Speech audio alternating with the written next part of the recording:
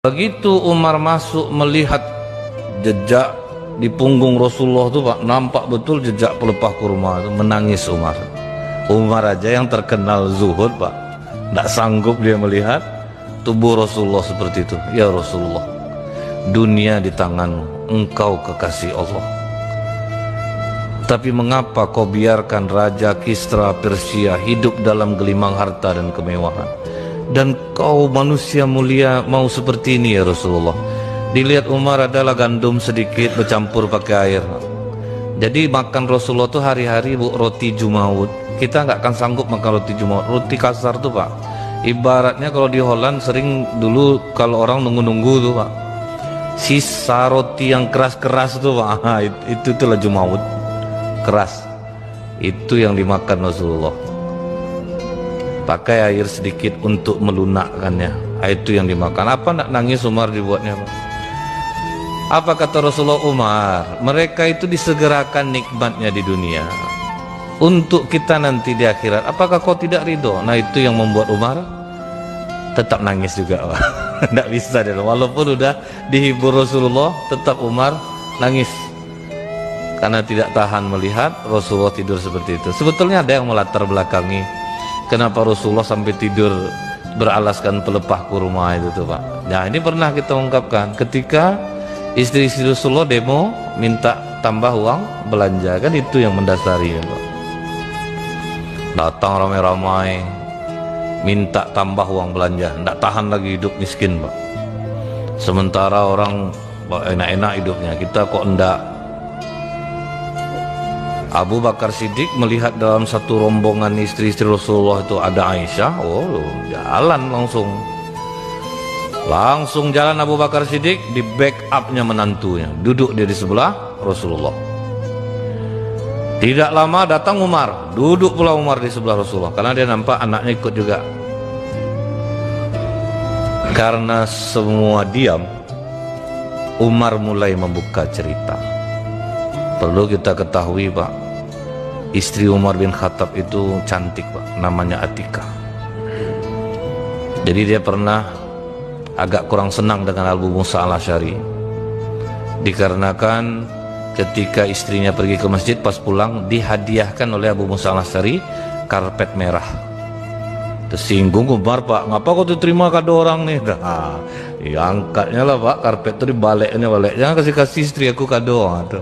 Cemburu kuat, makanya Umar melarang istrinya ke masjid. Nah, sekalipun Umar tidak melarang perempuan datang ke masjid, tetapi untuk istrinya dia larang karena istri cantik.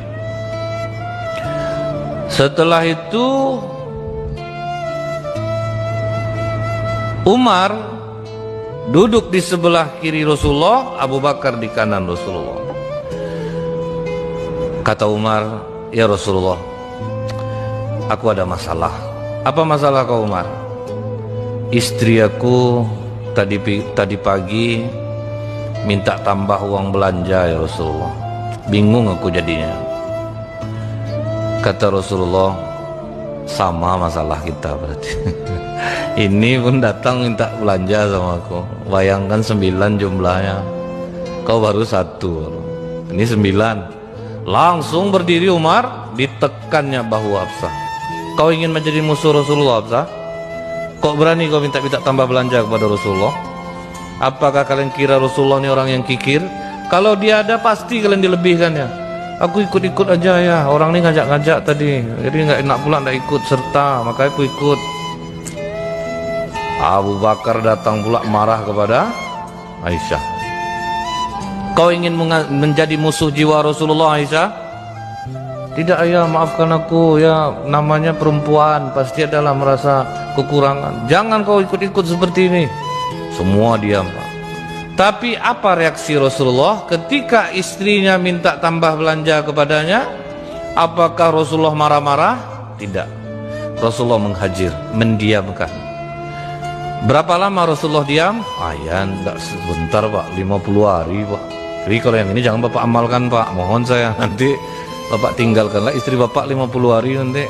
Gara-gara di sini, ini hanya untuk Rasulullah. 50 hari itu apa yang ditunggu Rasulullah Bu? Wahyu dari Allah.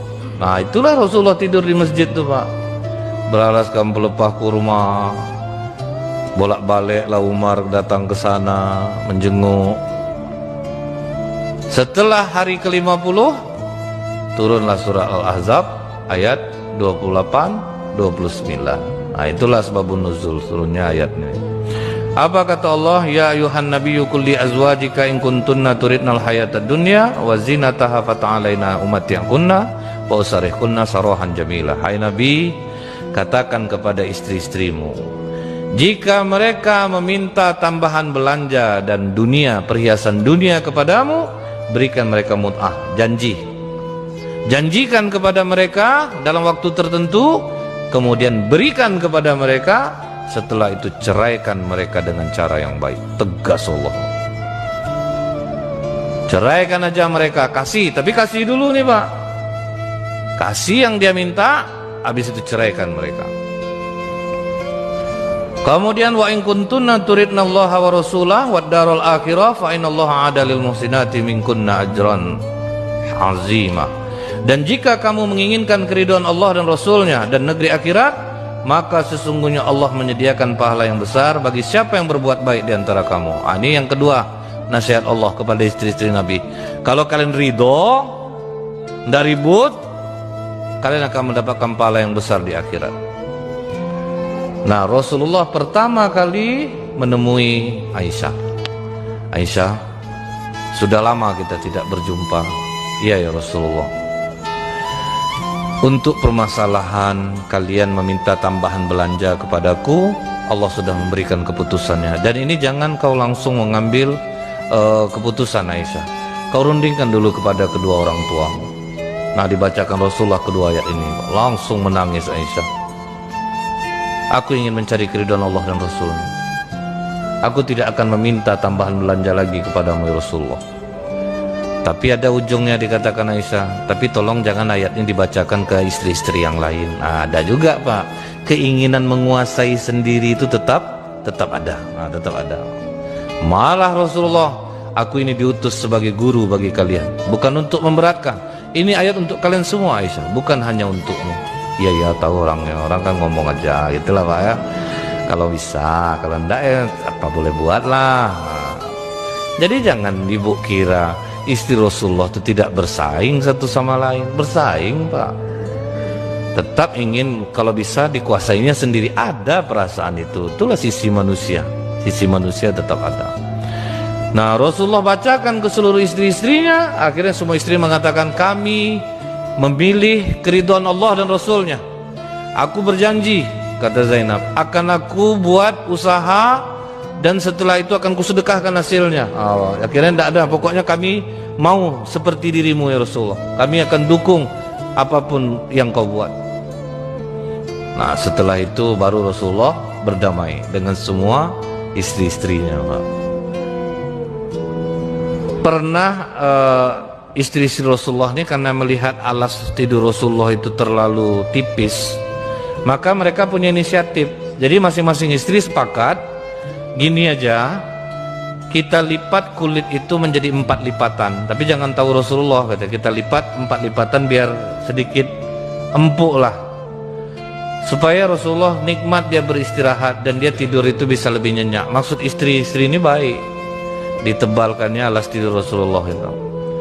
Tapi gelisah Rasulullah Pak, tidur dikasih itu tuh gelisahnya Pak, terlambat bangun. Jadi Rasulullah terlambat bangun ketika istrinya melipat kulit itu menjadi 4 lipatan.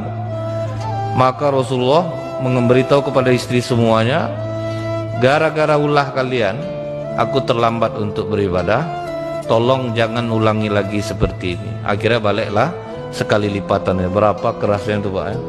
Tidur setiap malam seperti itu yang membuat Rasulullah bersemangat untuk beribadah, karena pasti mata tidak akan nyenyak tidur. Kemudian Pak, ada seorang wanita Ansor, dia berkunjung ke rumah Aisyah. Pas dia melihat alas tidur Rasulullah keras, dirasanya Pak, keras. Maka dia pulang ke rumahnya dan dia buatkanlah Pak alas tidur dari wol supaya empuk.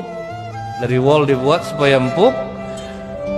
Begitu terlihat oleh Nabi, kata Nabi, ini terlalu mewah. Cuman itu aja Pak, terlalu mewah bagi Nabi. Ini terlalu mewah.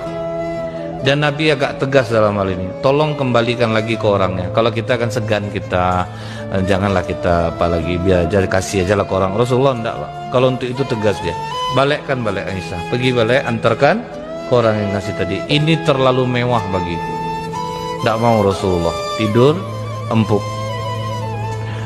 Kemudian Pak, apa doa yang sering dibaca Rasulullah? Ya Allah, jadikanlah rezeki keluarga Muhammad hanya untuk mencukupi kebutuhan. Pokoknya tercukup aja kebutuhan, itu aja lah jadikan rezeki keluarga kami.